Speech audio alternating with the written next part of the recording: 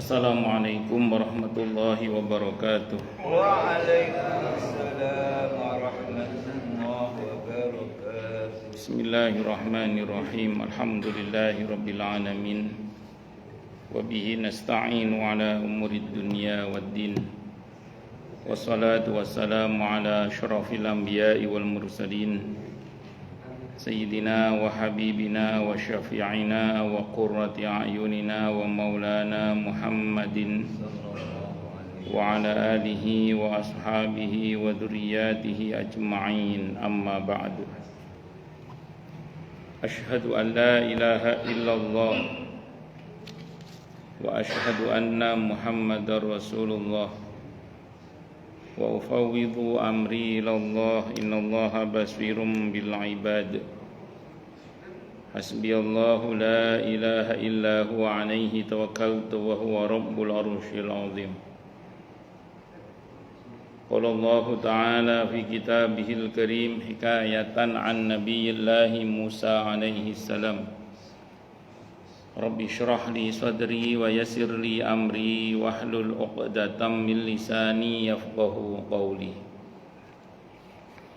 Para alim, para asatid, para asatidah, para bapak dan ibu sekalian, hafizoni wa hafizakumullah, bil khusus segenap pengurus Masjid Baitur Rahim Villa Taman Kartini yang semoga pengurusnya dan jamaahnya semoga selalu dalam naungan rahmat, barokah, perlindungan serta bimbingan Allah Subhanahu wa taala. Amin Allahumma amin insyaallah. Allahumma inna nas'aluka ilman nafi'a wa rizqan thayyiba wa amalan mutaqabbala wa fatahallahu alaina futuhal arifin. Allahumma inna na'udzubika min ilmin la yanfa' wa amalin la yurfa' wa qalbin la yakhsha' wa du'a la yusma'. Allahumma ati anfusana taqwaha wa zakkiha anta khairu man zakkaha anta waliyuha wa maulaha. Amin Allahumma amin insyaallah. Masih melanjutkan kajian kita Sababun Nuzul Surah Al-Infitar. Al-Infitar artinya terbelah. Di buku saya langsung ayat 6 saja. Allah berfirman, a'udzubillahi samii'il 'aliim minasyaitonir rajim. Ya ayyuhal insanu ma gharraka bi rabbikal karim. Ya ayyuhal insanu, wahai manusia, ma gharraka, apakah yang telah memperdayakan kamu, berbuat durhaka maksudnya, bi rabbika, terhadap Rabbmu, al-karim, yang maha pemurah.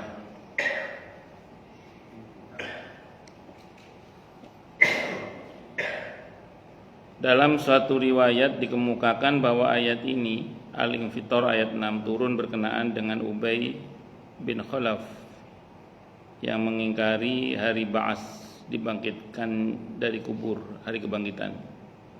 Ayat ini merupakan teguran kepada orang yang tidak percaya kepada ketentuan Allah. Diriwayatkan oleh Ibnu Abi Hatim yang bersumber dari Ikrimah radhiyallahu anhu.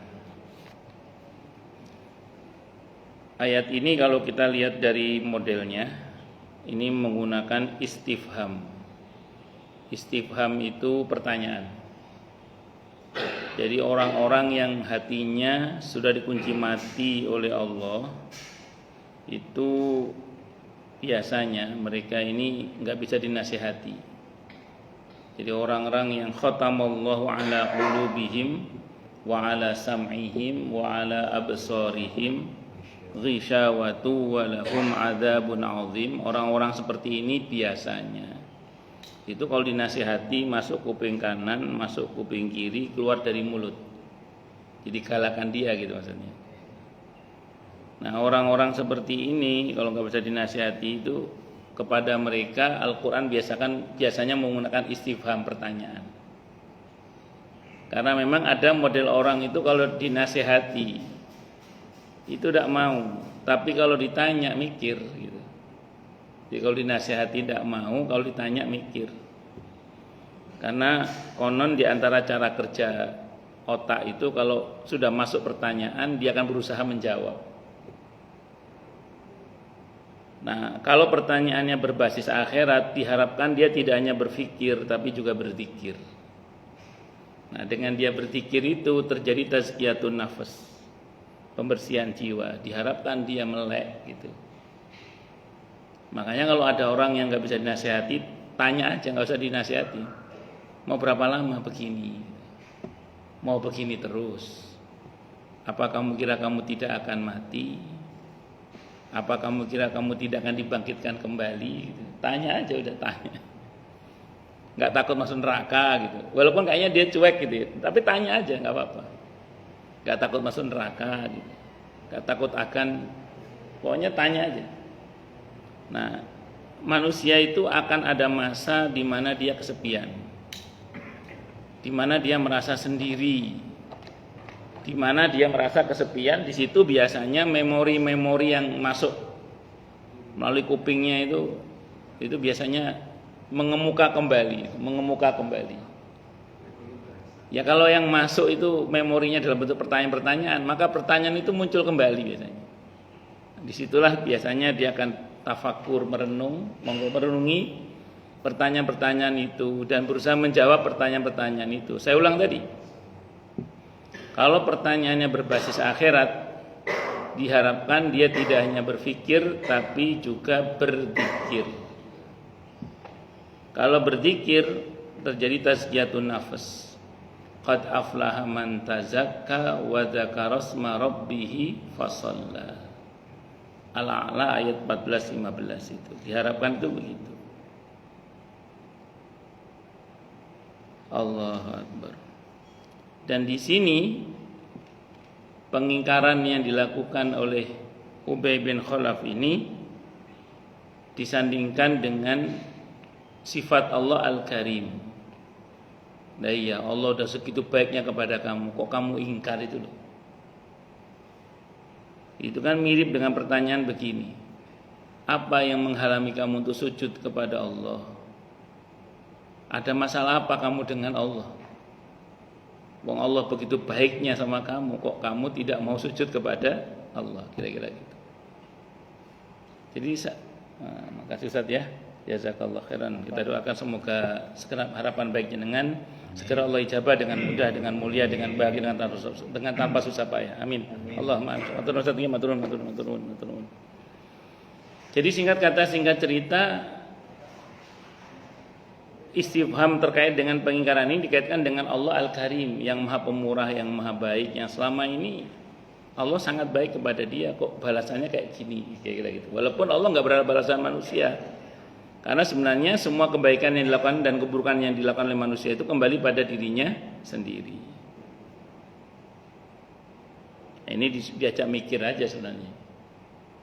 Nah, mengenai Yaumul Ba'ats sebenarnya tidak ada alasan untuk manusia mengingkari Yaumul Ba'ats, hari kebangkitan.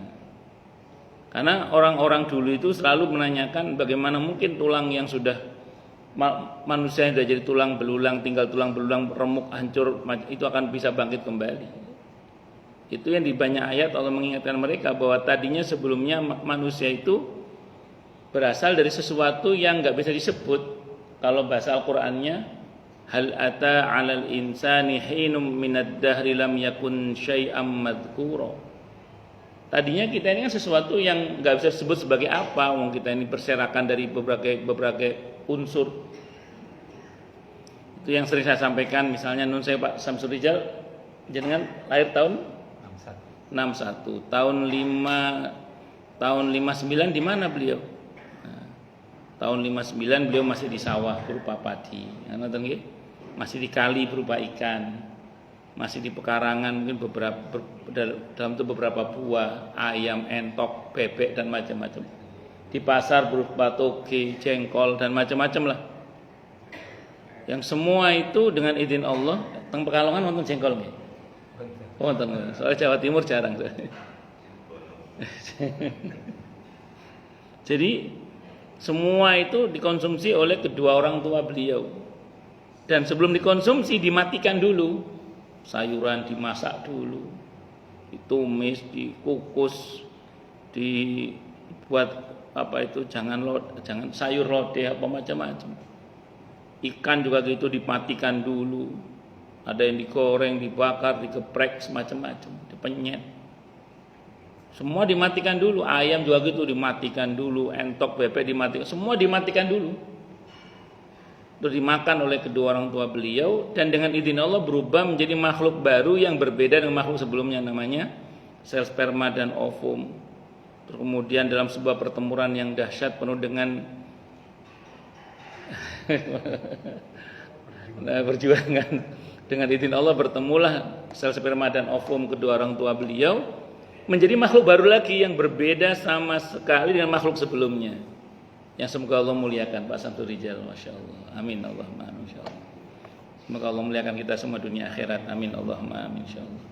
Artinya apa ini?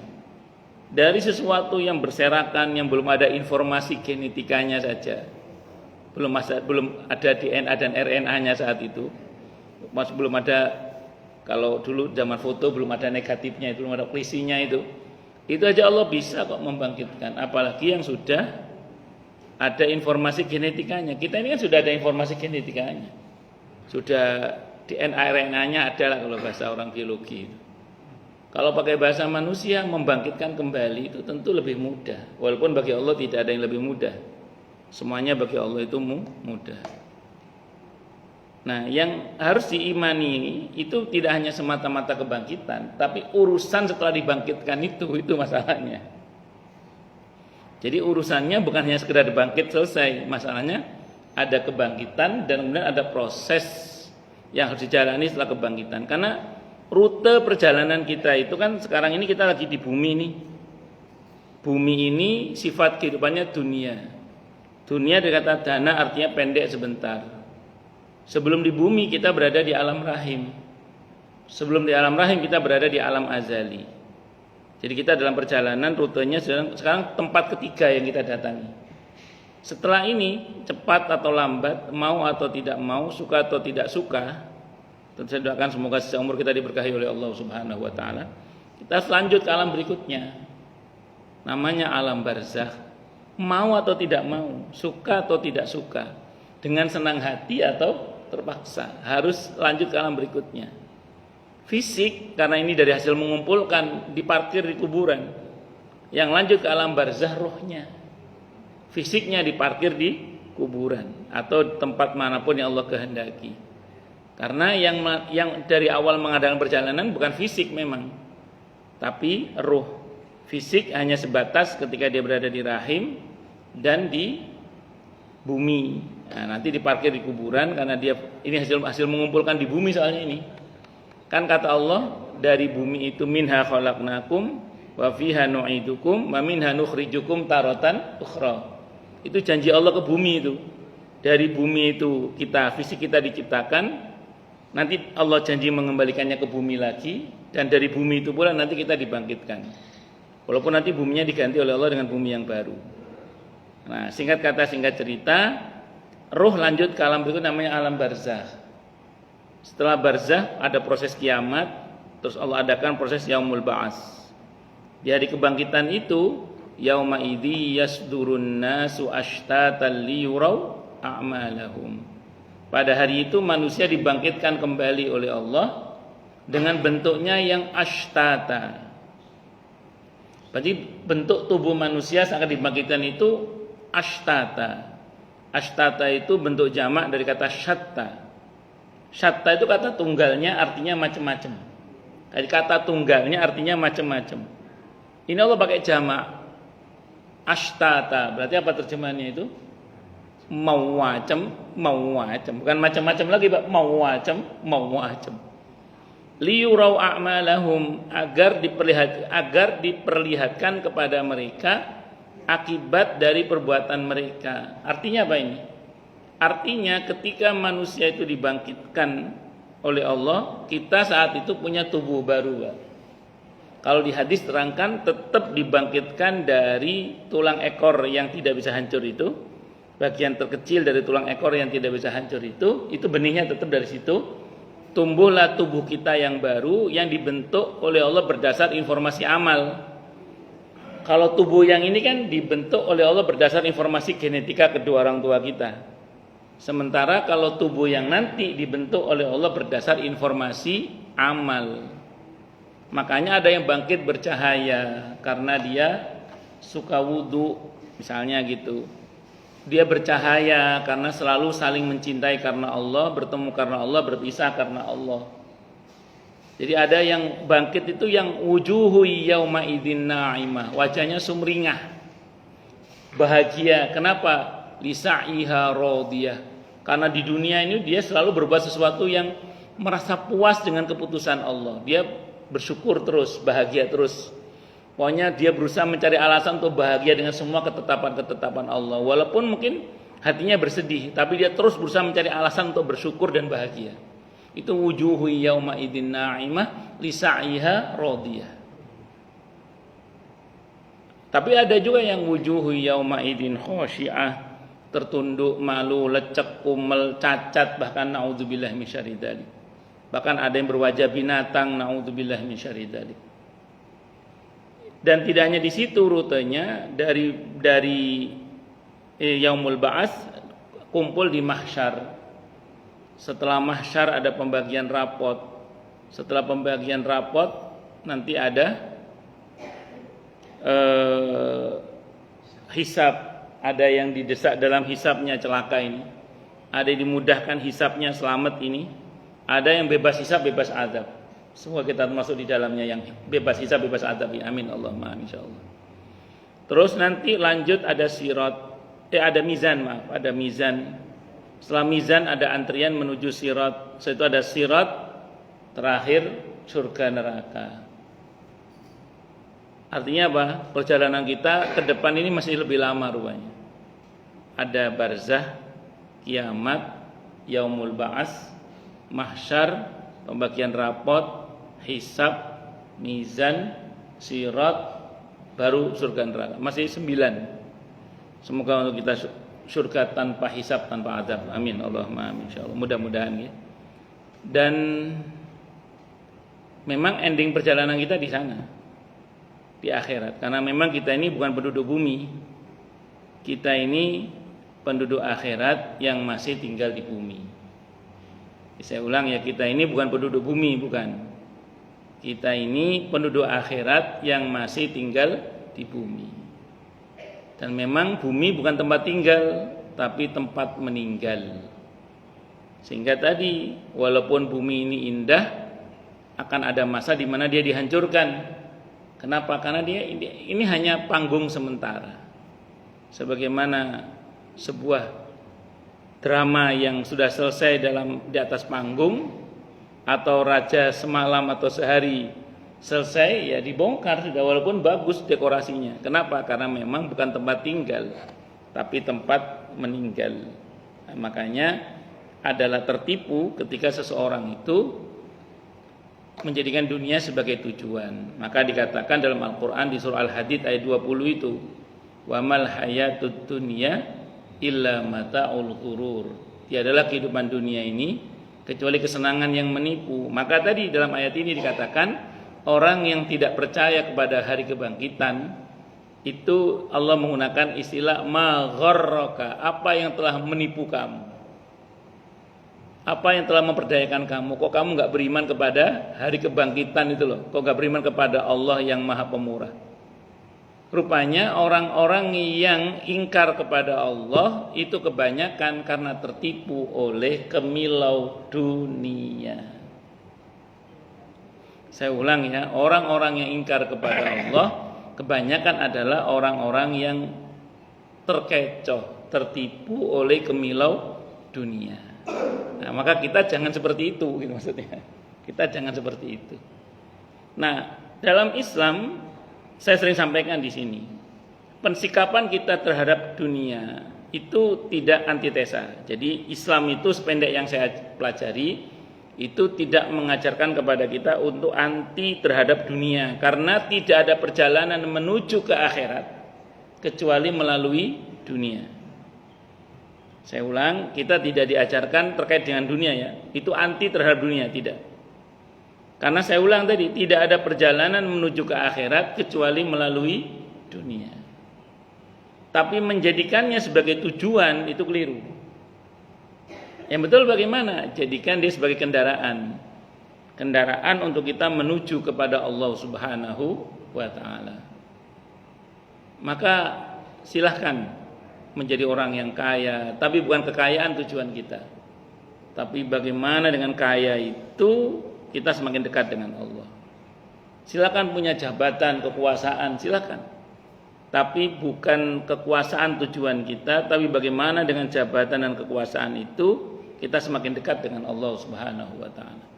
Kalau itu yang kita lakukan, maka kita tidak akan tertipu oleh dunia ini, insya Allah. Karena couplingnya jelas. Dunia bukan tujuan, akhirat tujuan.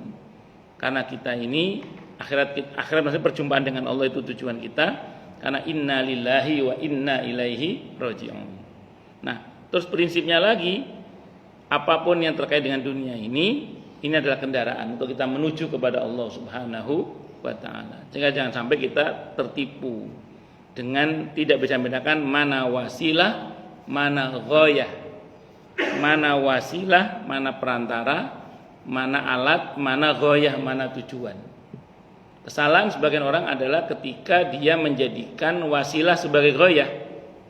Padahal ghayah, Allahu ghayatuna. Allah lah tujuan kita. Ridha Allah, cinta Allah, dirahmati oleh Allah, diampuni oleh Allah, dimaafkan oleh Allah, dimuliakan oleh Allah. Allah, perjumpaan dengan Allah, itulah tujuan kita. Wasilahnya ya diantaranya dunia ini. Nah, kesempatan kita untuk meraih akhirat itu hanya di dunia ini. Makanya dunia ini adalah darul jihad, tempat di mana kita berjuang. Nah, kesalahan kita adalah ingin beristirahat di medan juang. Saya ulang ya, dunia ini darul jihad, tempat di mana kita harus berjuang.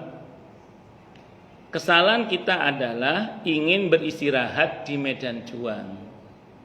Sehingga saya pernah mendengar beberapa orang, atau mungkin kita pernah mendengar beberapa orang yang mengatakan begini, ingin istirahat di hari tua. Saya ulang ya, mungkin kita pernah mendengar istilah orang-orang yang mengatakan ingin istirahat di hari tua. Non sewu nggih, salah itu. Kok ingin istirahat di medan juang itu loh. Istirahat itu bagi seorang muslim di surga, bukan di dunia, bukan. Saya ulang ya, bagi seorang muslim istirahat itu bukan di dunia, di surga. Kalau bahasanya Siti Aisyah radhiyallahu anha, al-mautu rohah. Kematian itulah istirahat bagi seorang mukmin.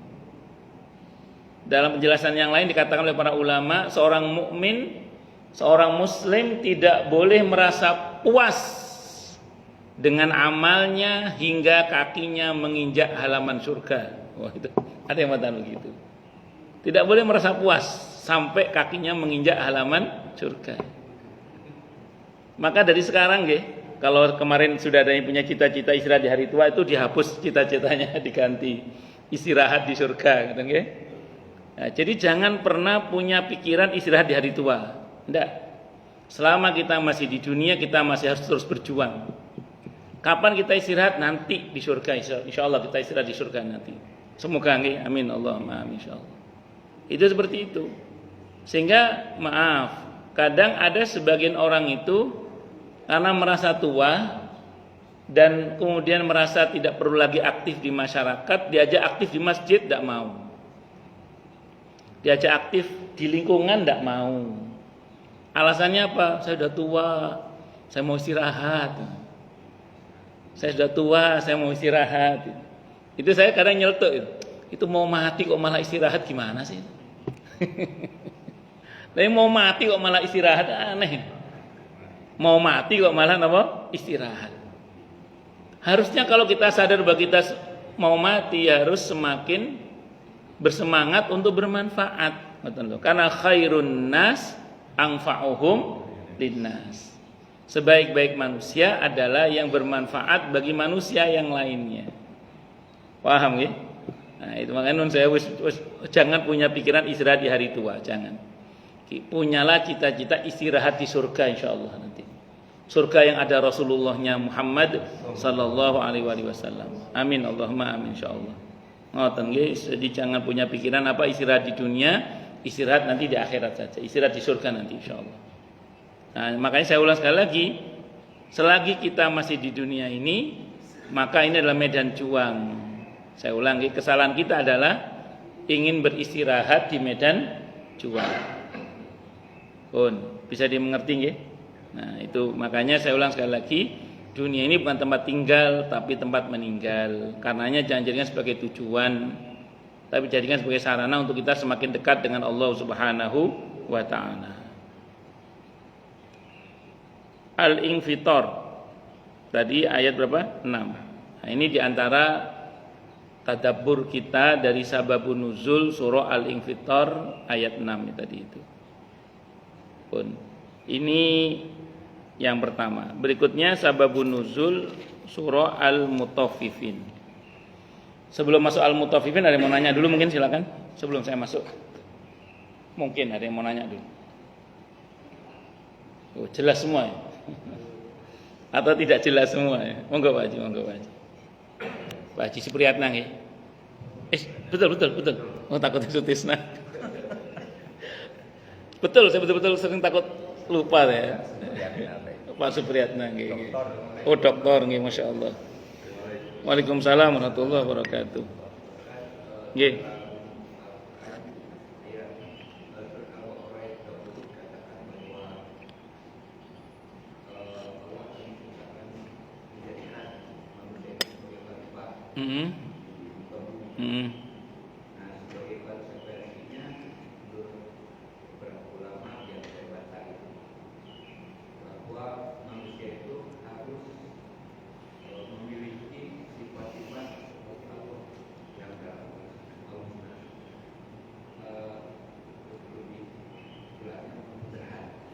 Baik.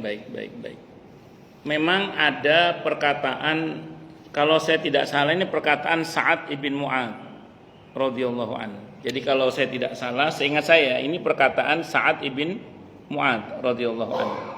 Beliau mengatakan takhallaqu bi akhlaqillah. Berakhlaklah kamu sekalian dengan akhlaknya Allah. Itu tapi bukan hadis yang saya tahu, itu perkataan salaf. Perkataan kalau saya tidak salah Sa'ad ibn Mu'adz radhiyallahu anhu. Tentu begini ya. Berakhlak dengan akhlak Allah itu tentu harus berakhlak sebagaimana Rasulullah berakhlak. Karena uswah hasanah kita itu adalah Rasulullah Muhammad sallallahu alaihi wasallam. Jadi memang di dalam konsep ini ada istilah wahdatus syuhud, Pak. Saya tidak mengatakan wahdatul wujud manunggaling kaulolan Gusti, tidak. Tapi saya bicara wahdatus syuhud.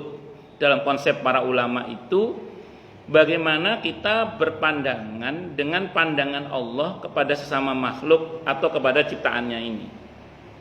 Sehingga kemudian kita akan bersikap sebagaimana sifat-sifat Allah. Tapi saya ulang, ini nggak akan bisa kita lakukan tanpa mencontoh Rasulullah Muhammad sallallahu alaihi wasallam. Karena acuan kita dalam berakhlak atau uswah hasanah kita itu adalah Rasulullah Muhammad sallallahu alaihi wasallam. Makanya terus kemudian di dalam aktualisasinya atau dalam aplikasinya terkait masalah ini tetap kita harus mengacu kepada prakteknya Rasulullah Muhammad sallallahu alaihi wasallam. Jika kalau kita simpulkan takhallaqu bi akhlaqillah itu harus mengacu kepada Rasulullah Muhammad sallallahu alaihi wasallam. Itu kalau mau kita pakai statement beliau ya. Tapi kalau misalnya taruhlah karena ini bukan hadis misalnya, kita kesampingkan dulu deh, kita pakai yang hadis saja. Hadisnya terkait ini masalahnya apa? Masalah terkait dengan bahwa Nabi itu adalah sosok yang Allah kasih SK untuk menjadi uswah hasanah. Di Al-Quran itu ada dua ya, yang Allah tunjuk sebagai uswah hasanah bagi kita. Pertama Nabi Ibrahim alaihissalam. Yang kedua Nabi kita Muhammad sallallahu alaihi wasallam. secara umum seluruh para nabi itu qudwah. Saya ulangi, seluruh para nabi yang dalam Al-Quran maupun yang Allah ceritakan maupun yang Allah ceritakan, seluruhnya para nabi itu qudwah. Tapi tidak semua para nabi itu uswah.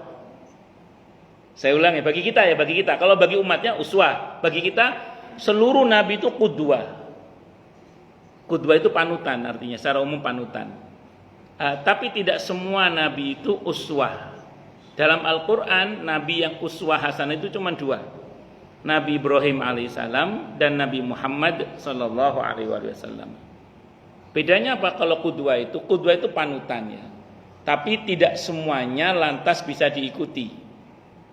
Nah, sementara kalau uswah itu dalam tanda kutip secara keseluruhannya itu bisa diikuti kecuali yang dikhususkan saja. Kalau para nabi yang lain itu cukup buat pelajaran. Nabi Musa, Nabi Harun itu buat pelajaran. Nabi Yunus itu buat pelajaran. Nah, itu tidak lantas diikuti. Sementara kalau 2 ini itu ada syariat mengikutinya. Nabi Ibrahim napatilas haji, kurban, aneka beberapa ketentuan syariat itu dipakai. Nah, sementara kalau Nabi kita Muhammad SAW boleh dikatakan keseluruhannya kita harus ikuti semampu kita, kecuali hal-hal yang memang khusus untuk beliau dalam hal ini. Kalau qudwah cukup kita sebagai panutan, kita ambil pelajarannya, dan beberapa yang Nabi lakukan ya kita ikuti karena Nabi melakukan, seperti zikirnya para nabi yang semua nabi melakukan la ilaha illallah wahdahu la syarikalah lahul mulku wa lahul hamdu wa ala kulli syai'in qadir, atau hasbunallahu wa ni'mal wakil, dan beberapa hal yang lainnya. Nah, makanya dalam hal ini tetap kalaupun misalnya Pak Haji mau mengikuti nasihat Sa'ad ibn Mu'adz radhiyallahu anhu mengatakan takhallaqu bi akhlaqillah, tetap dalam berakhlak dengan akhlaknya Allah dengan menggunakan nama-nama Allah itu, kita tetap harus menggunakan contoh yaitu Nabi kita Muhammad sallallahu alaihi wasallam. Maka dulu beberapa tahun yang lalu ketika kita mengkaji tentang Al-Asmaul Husna, itu di kajian kita kan selalu di akhir saya katakan pelajaran yang bisa kita ambil dari nama ini. Jadi setelah kita bicara akidahnya, terakhir kita belajar pelajaran yang bisa kita ambil. Nah, pelajaran itu seringkali kalau saya pribadi saya kaitkan dengan bagaimana dulu Rasulullah Muhammad SAW mempraktekkan nama ini dalam kehidupan sehari-hari beliau. Dulu di pembahasan kita tentang ma'rifatullah dulu, tentang al-asmaul husna dulu itu. Itu seperti itu. Wallahu a'lam bishawab. Banyak buku yang bisa kita pelajari dari tafsir tentang al-asmaul husna. Ngoten nggih Pak Haji nggih. Wallahu a'lam bishawab. Ada yang lain mungkin silakan monggo kalau ada. Pak Ade bukan Mawar, Pak Ade Ismail. Ada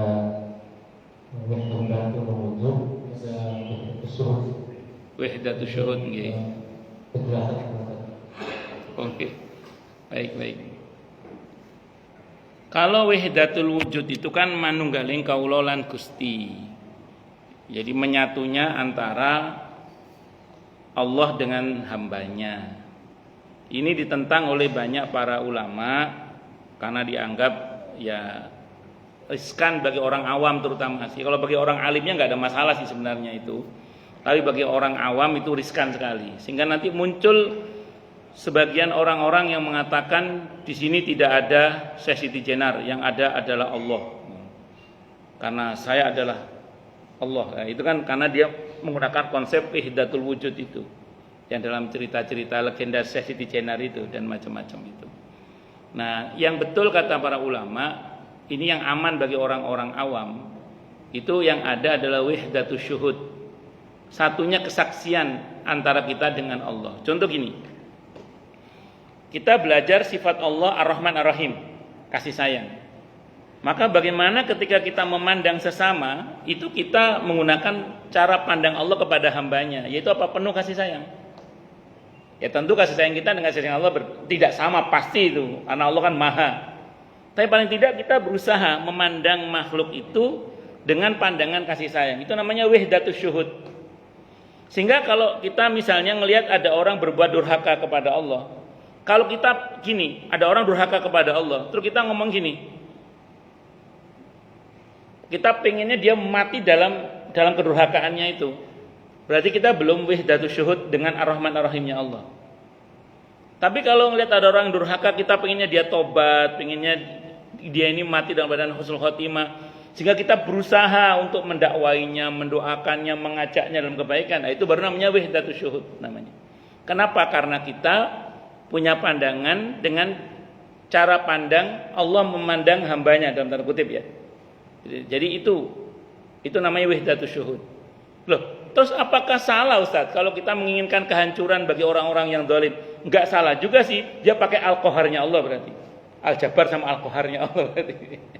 Jadi ada masa di mana kemudian Allah itu yang menggunakan al-Jabbarnya, al-qaharnya juga. Syadidul adabnya ya dipakai juga. Tapi ingat, kalau kita wahdatus syuhud terhadap ketentuan ini, kita tidak boleh buru-buru berarti kan? Karena Allah zat yang tidak suka buru-buru dalam menjatuhkan adab. Maka aneka kejadian-kejadian yang tidak baik itu seringkali kan akumulasi.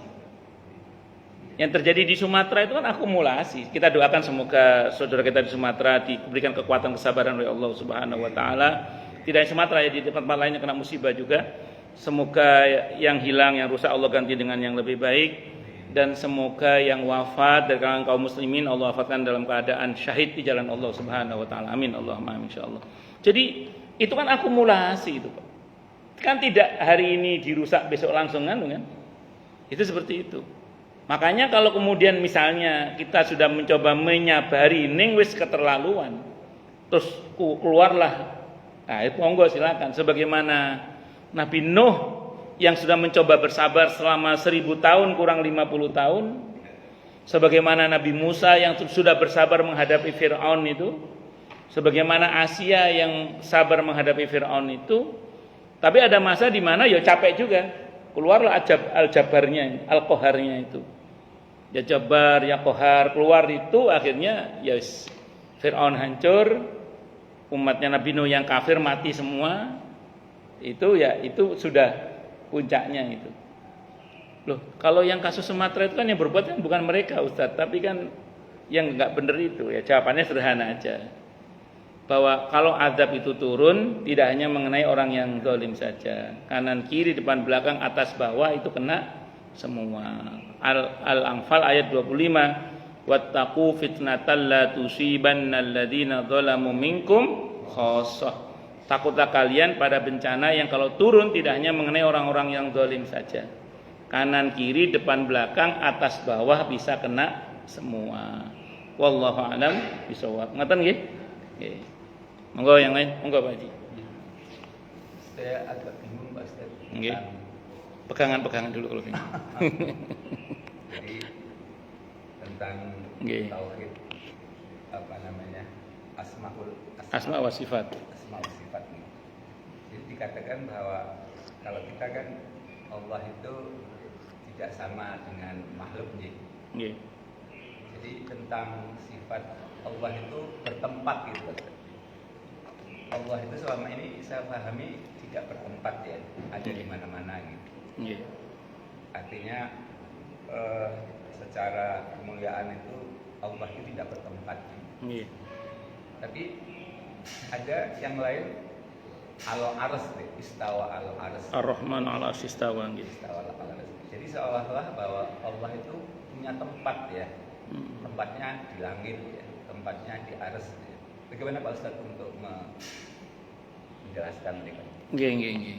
Nah, ini kalau saya jelaskan biasanya mengundang perdebatan panjang, ujung-ujungnya kalau kita mau berkeras-keras dalam masalah ini bisa mengeluarkan orang dari ahlu sunnah. Tapi baiklah, saya mau terangkan, betul-betul saya terangkan semampu saya.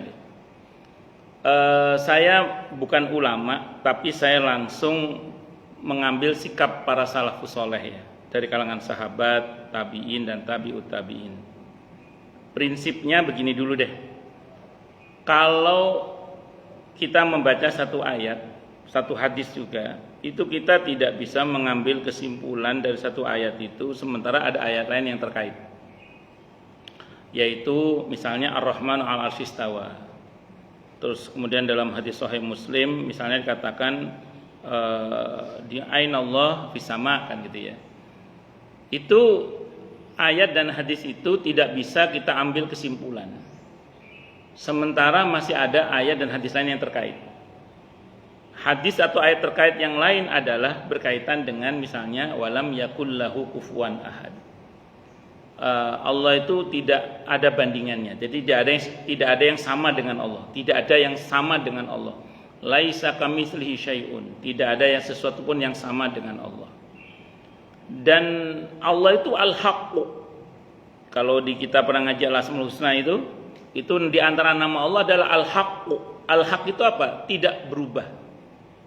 Zat yang maha benar yang tidak berubah.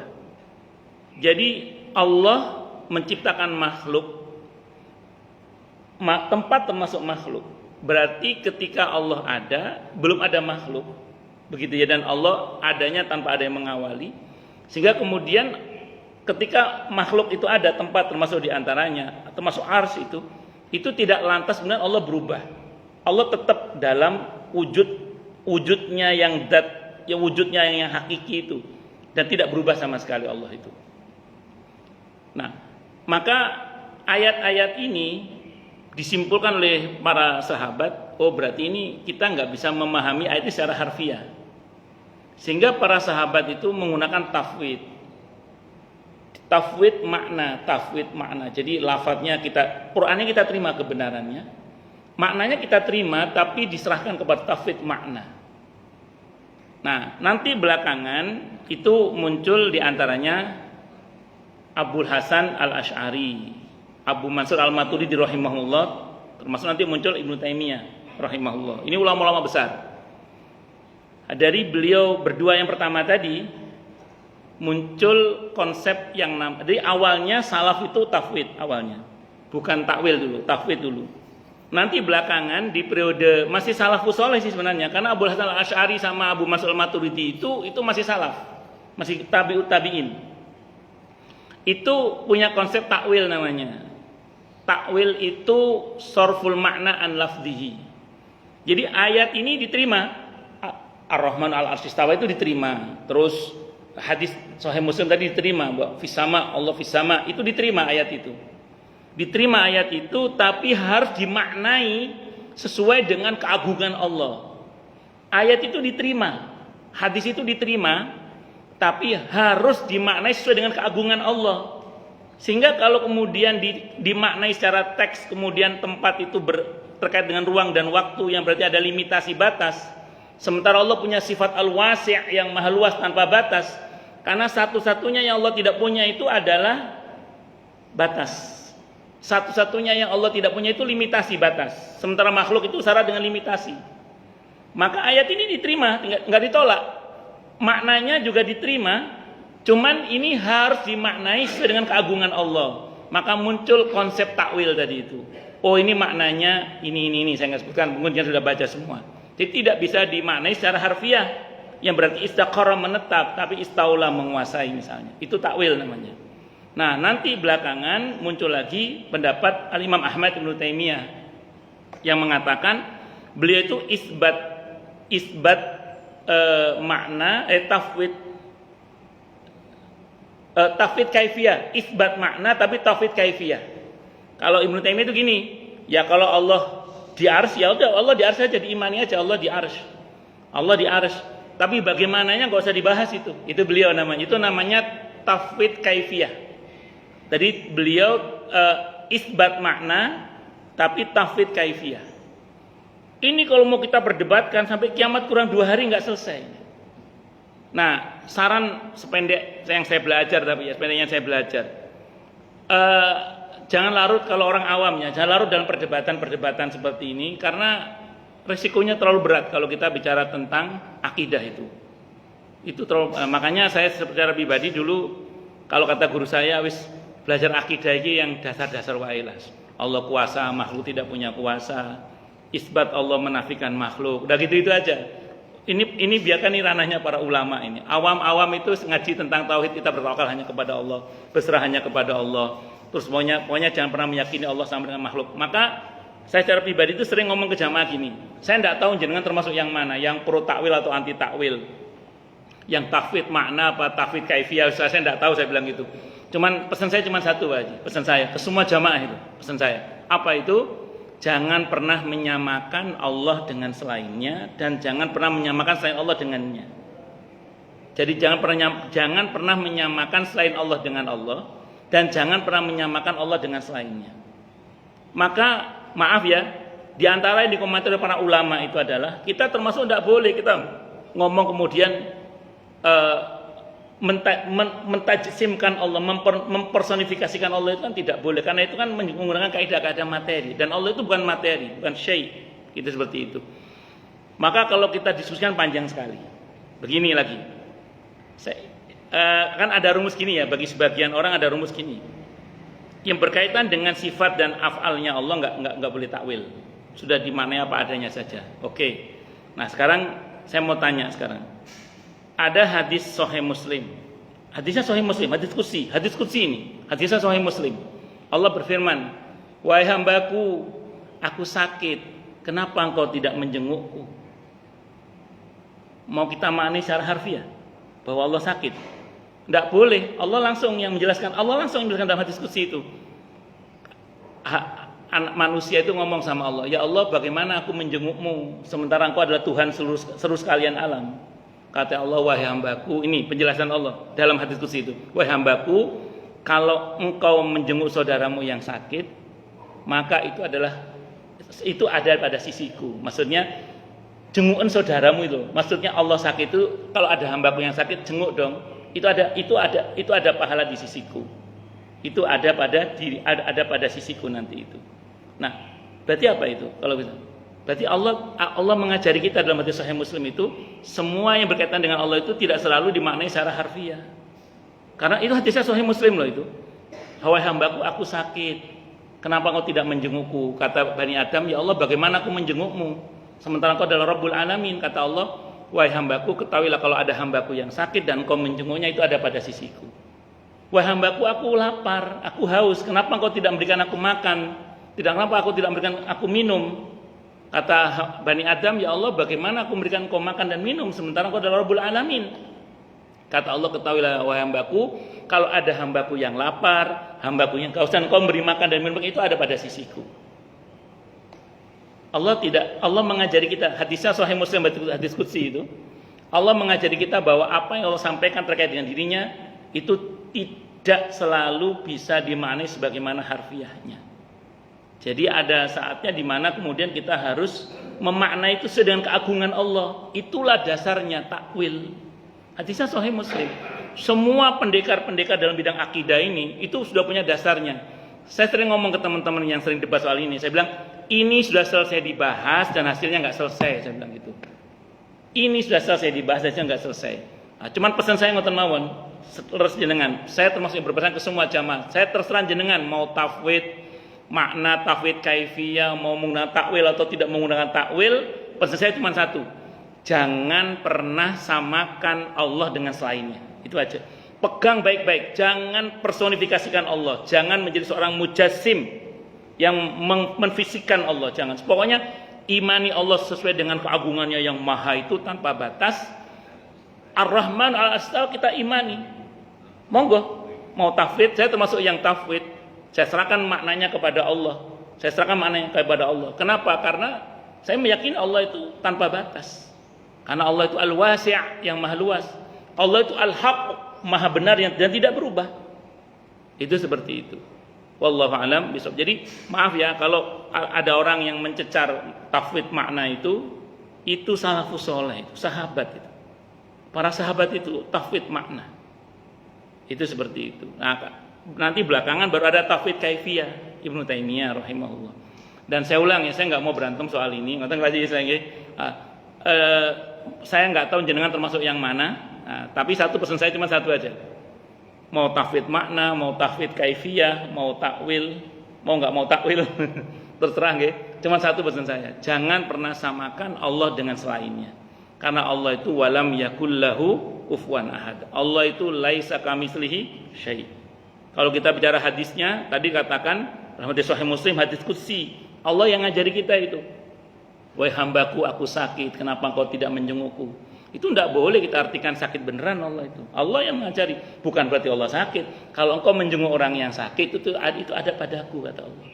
Nah, aku lapar, aku haus, kenapa engkau tidak memberikan aku makan dan minum? Kata Bani Adam, bagaimana aku memberikan engkau makan dan minum sementara engkau adalah Rabbul Alamin? Itu dalam hadis Sahih Muslim. Allah ngajari lagi pada Bani Adam, kalau engkau mendatangi orang, memberi makan dan minum orang yang kelaparan, itu ada padaku. Itu maknanya lah. Takwil itu artinya sorful makna an lafzihi. Jadi tadi katakan Allah lapar, Allah haus itu nggak boleh dimaknai sebagaimana teksnya. Nah, memalingkan makna dari teksnya itu namanya takwil namanya. Itu yang ngajari Allah dalam hadis Sahih Muslim, hadis qudsi itu. Nah, makanya masing-masing punya hujah, punya dalil, masing-masing punya argumentasi. Nah, monggo jenengan dengan argumentasinya masing-masing. Cuman pesan saya cuma satu, saya bilang, jangan pernah samakan Allah dengan selainnya. Jangan pernah samakan Allah dengan selainnya. Karena Allah itu laisa kamitslihi syai'un. Ngoten nggih Pak Haji nggih? Makanya kalau bicara tauhid itu Allah kuasa, makhluk tidak ada kuasa, Allah ada, makhluk diadakan. Nah, itu disebut dengan isbat Allah menafikan makhluk, Allah semuanya Allah. Kita yakini, dan saya termasuk Baji yang tidak mau larut dalam perdebatan soal itu. Karena begitu orang ngajak debat sama saya sudah bilang ini sudah selesai dibahas, hasilnya nggak selesai. Wis ngono ae kapan. Ngoten nggih Pak Haji nggih. Wallahu a'lam bishawab nggih, ngoten. Monggo Pak. Kaitan dengan ketua. Nggih. Ini konsep sahabat mengenai ayat yang besar itu seperti apa? Isbat atau nafisbat, ya tafwid atau kaifiyah itu konsep sahabat seperti apa mengenai ayat itu? Ini namanya ngajak diperdalam ini namanya. Kan saya bilang tadi kan saran saya nggak usah dalam-dalam, karena main di lautan akidah itu resikonya bisa kelelepnya itu bisa kafir, bisa murtad, itu bisa berat. Jadi sebentar. Konsekuensi kalau kita bermain di ranah fikih itu paling tidak jauh-jauh dari ketentuan hukum wajib, haram, sunnah, makruh dan seterusnya. Kalau kita terlalu dalam main di ranah akidah itu tenggelamnya merepotkan tim SAR itu nanti. Jadi kalau saran saya sudahlah, nggak usah kita terlalu, kalau memang kita orang awam ya, kita kan orang awam nih kita ini, nggak usah larut, biarkan itu perdebatan di antara para ulama saja. Dan sebagian orang yang mungkin kurang kerjaan silakan saja. Nah, karena ini sudah selesai dibahas, hasilnya nggak selesai. Sudah, pokoknya kita yakin saja apa yang kita yakini itu. Nah, cuman secara umum karena datang ditanyakan, gini deh, kalau Quran tuh kan semuanya kita terima, yang nggak ada yang kita tolak. Quran tuh nggak ada yang kita tolak. Ar-Rahman ala arsy istawa itu kita terima, nggak boleh kita tolak itu. Menolak itu bisa kafir. Nah, kita terima ayat itu, lafadznya kita terima. Ar-Rahmanu al-arsy istawa, kita terima. Terus kemudian maknanya, ini yang saya tahu para sahabat gak berani ditafwid kepada Allah. Mengenai makna ayat ini serahkan kepada Allah sudah. Tafwid serahkan kepada Allah. Beliau gak mau mengotak-atik ayat ini. Itu namanya tafwid makna namanya, Pak. Nah, kalau tafwid kaifiyah gini, Pak.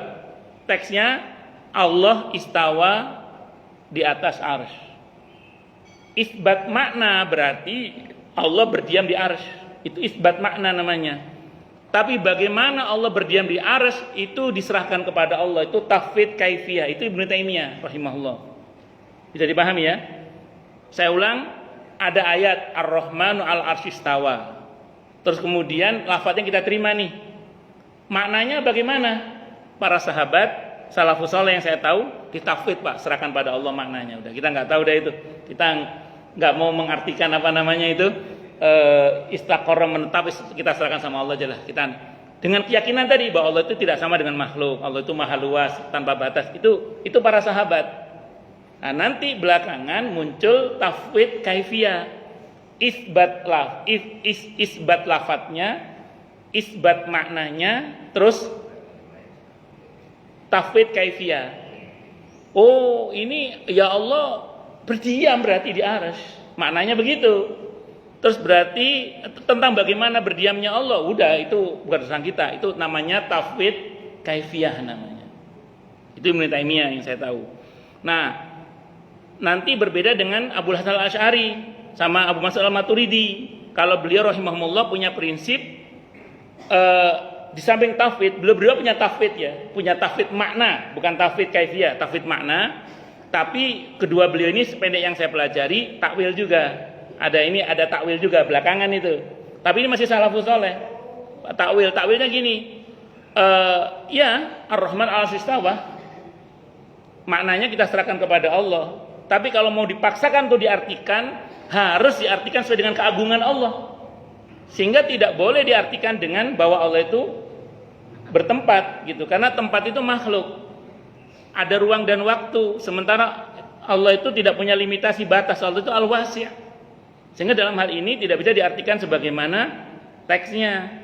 Maka ditakwillah makna istawa itu dengan istaula, yaitu bukan istaqarra tapi istaula. Dan ini memalingkan makna dari lafaz, memalingkan makna dari lafaznya, itu namanya takwil namanya.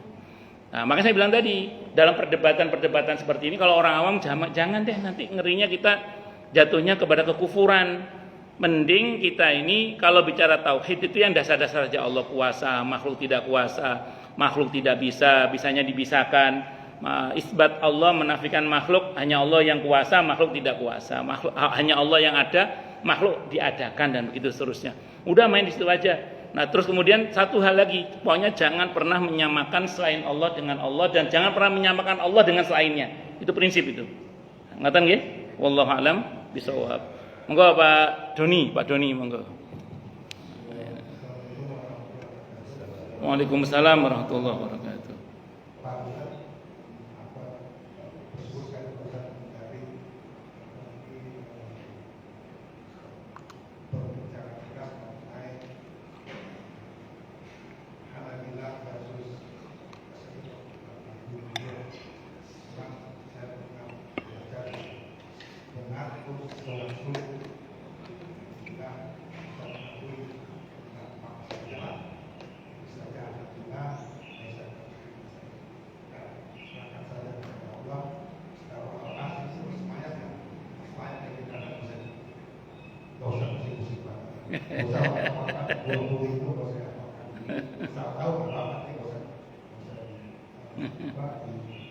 Lalu diperdebatkan 20. Pertanyaan saya begini, Pak Ustaz. Saya itu pernah dengar satu ustaz besar di Indonesia menjelaskan statusnya itu sampai detail sekali. Saya kasih wajar. Awal saya asal Imam Maturidi. Harapan saya ini. Oh, tekniknya saya tahu masalah yang ada wajah yang besar itu wajar. Bicaranya kembali. Beliau mengatakan saya marketnya. Jadi pertanyaan saya itu, apa urgensinya sampai menyebutkan, oh saya sudah harus sama jamaah, kita semua sekarang ini. Awal saya rawat dulu juga, market saya ini. Saya pikir berlebihan. Mohon Pak Ustaz kira-kira benar nggak? Baik. Nggak berlebihan sih itu Pak, asalkan dalam konteks ilmiah ya. Kayak gini, ada orang pasang pelang, dokter spesialis kandungan, spesialis penyakit dalam, spesialis paru, ini klinik melayani ini, semacam itu saja sebenarnya. Mungkin seolah-olah beliau mau branding dirinya dengan mengatakan, ayo kalau mau belajar fikih Syafi'i ke saya Syafi'i, mazhab saya Syafi'i. Ayo kalau mau belajar akidah Asy'ari atau Maturidi ke saya bidangnya, saya ahlinya. Mungkin begitu maksudnya mungkin. Kalau membranding diri seperti itu nggak ada masalah. Seperti halnya dokter tadi, dokter spesialis kandungan, dokter spesialis penyakit dalam, dokter THT, semacam itu sih, semacam. Ayo kalau mau berobat ke saya, kira-kira gitu.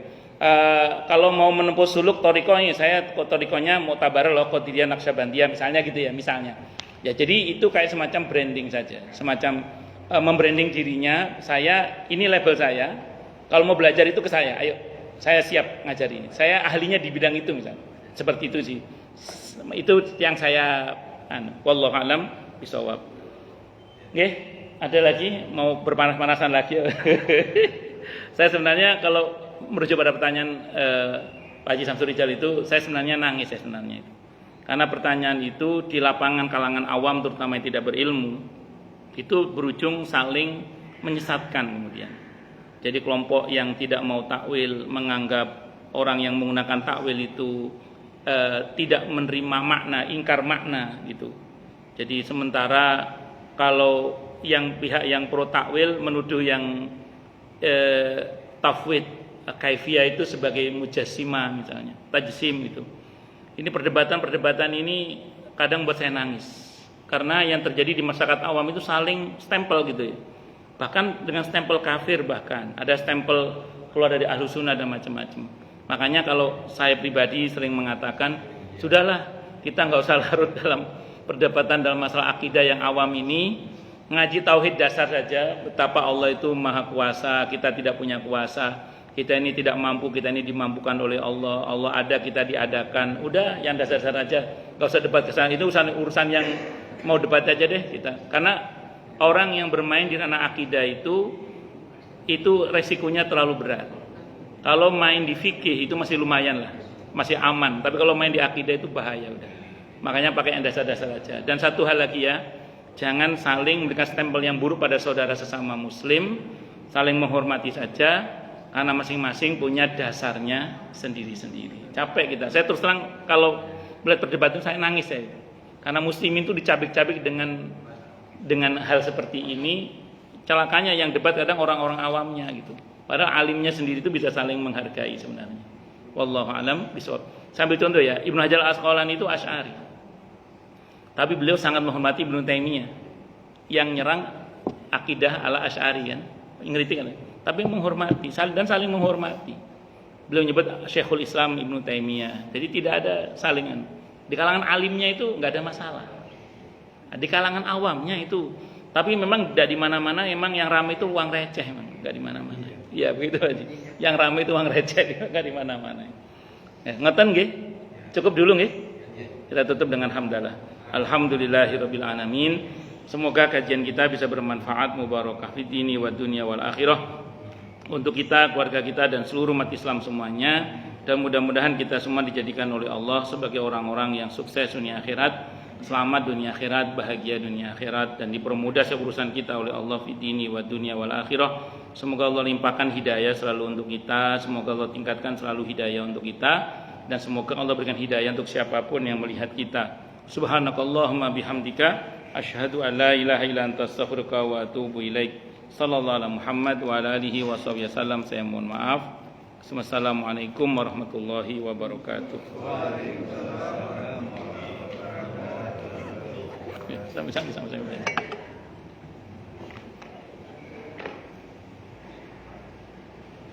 Gelitik kan oleh itu. Nah, Kemarin tadi.